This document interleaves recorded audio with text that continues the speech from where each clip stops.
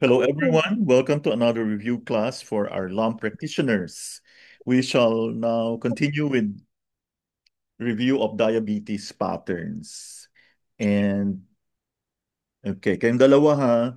Contest kayong dalawa. Okay, we have Doc She of Contest. El Nido, Palawan. Wow, sana all. And of course, Sir Joe Bell of Cadiz, no? Yeah. Yes. Good afternoon, Doc. Ay, wow. How is diabetes mellitus referred to in Good afternoon, Sir Jobel. How is diabetes Xiao Qi. mellitus referred? Yeah. Xiao Qi. Okay, Xiaoke. That means it's a Yeah. wasting disease. What are the Also, TCM etiologies or pathologies of DN? Excess. Heat accumulation damaging liquid or bad diet. Fire accumulation damaging yin, emotional. Deficiency, kidney essence, excessive sex, and congenital deficiency. Okay, let's start with excess, no? Hmm. So mm, excess, there is both heat and fire accumulation. If it is due to heat accumulation, it is usually due to a bad diet, no? yeah. Fire Mm. accumulation, that's emotions. Okay. So take note wag na maging emotional. Then we have deficiency. Oh, Sir Jobel, excessive sex can give you kidney essence deficiency, but I'm not implying anything. And Mhm. also, if you were lucky enough to be born with it, meron kang congenital deficiency. So it is very important to distinguish between an excess and a deficient diabetic condition. Okay, si Doc Shet na to ha. I know medyo Yes. aral to niya. Sige. Can Mhm. you explain to us the pathological process of yin deficiency leading to diabetes? Okay. Alam niyo ba yung yin deficiency? The most common cause is too much yung overwork, no? Nakalimutan na natin na tao lang tayo. Kaya, Over fatigue. yeah, over fatigue. And I know someone who is like that. Ang laki ng income niya, so yun nga lang, medyo naka-insulin siya ngayon. But anyway, can you tell us how nag-evolve, paano nagkakaroon ng diabetes ang isang merong yin deficiency? So from yin deficiency, it leads to damage of the lung Okay. that causes difficulty dispersing water. So water goes to the bladder. And And then it causes polyuria or frequent urination. okay. And the yin deficiency also causes damage to spleen and the stomach Mhm. that causes difficulty absorbing food and water. So that's why some or most of the diabetic people are always hungry or thirsty. Um, that's why they also experience weight loss Yeah. and they have sugar in their urine. Just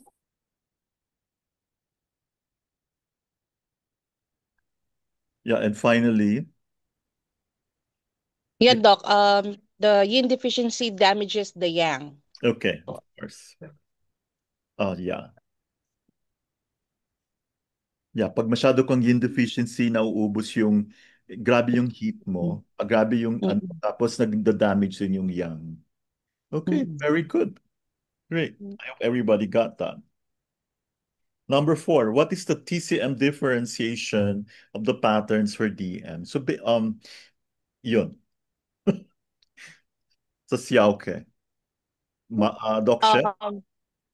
Um, it may due to upper jaw condition or middle jaw condition, uh, lower jaw condition or kidney yin deficiency, or it may be the pattern may be yin and yang deficiency as well po.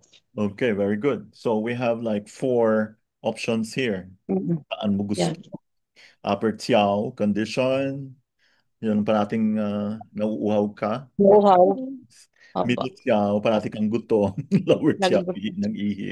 Lower jaw, ihi ng ihi. And then, ang Opo. pang-apat, yin and yang deficiency. Remember, pag Mhm. yin deficiency ka, eventually nagkakaroon ka rin ng yang deficiency. Okay? Wow, thank you Yes. so much. Okay, let's ask Mm. the next two questions kay Sir Jobel. Oh, okay. We have a case here. The patient presents with DM, polydipsia, polyuria, high fluid intake, red lips, gradual emaciation, and high levels of glucose in the urine. We call it glucosuria. What is your TCM differentiation? Sir Jobel. Upper jaw and Schiawki syndrome. Okay. Yin deficiency damage lungs Hmm. and impaired dispersing fluids goes to urinary bladder of polyuria. Okay. Polyuria. So, this is an upper tiao condition, no? So the yin deficiency will damage the lungs. So remember, the lungs are involved in descending and dispersing. If that happens, pag nag-damage na yung lung, qi, so you will have impairment of the dispersing. So anong nangyari? Hindi na-disperse, pumunta lahat sa urinary bladder, kaya nagkakaroon ng polyuria. Okay, this is also for Sir Joe Bell. What is a especially important point for upper tiao? Nakakahiya, baka mali yung pag-pronounce natin. Meron pa naman, nandyan pa naman si Sir Regel. Tama kaya yung Xiaoke. Okay. Sir Regel, can you correct us? Is this the way to pronounce it?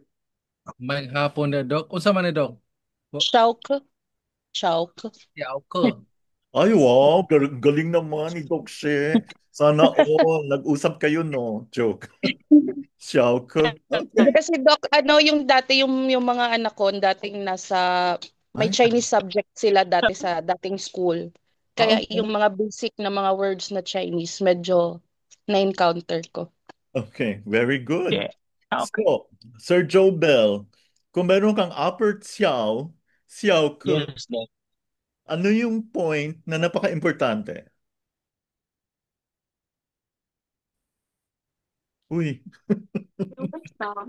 Heart 8, Doc. heart 8. Heart 8. Heart 8. Sige na, minus na, matagal. Uh, Okay, number Heart 7. 8. Let's go to Doc She. Xiaoke. Xiaoke. The patient presents with DM, polyphagia, and high food intake, lakas kumain, high blood sugar and urine glucose, tapos dry ang stools and may constipation. What is your TCM differentiation? And can you please, you tell the patient bakit siya nagkaroon ng diabetes? The TCM differentiation is middle jaw Chowke syndrome, which explains when there's yin deficiency, it causes or damages the spleen in the stomach. So if the stomach and spleen is damaged, there is this decreased assimilation and decreased fluid production, secretion, and polyphagia. Oh, wow, very good. Kaya tingnan niyo mga tang nyo, baka yin deficiency or ang papayat ninyo. Okay, what is a very important point for middle xiao, xiao? So the important point for middle jaw, Chao Ke is stomach 44 po. Very good. So kanina heart 8, ngayon stomach 44. Yung mga nakaka-relate dyan, no? Yung grabe ang polyphagia. Okay. Sir Jobel, can you answer this? Mabilis sa patient presents with DM, polyuria, dry mouth and lips, fevery sensation, especially at night.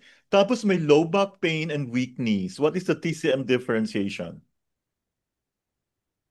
Or jaw shock or Okay.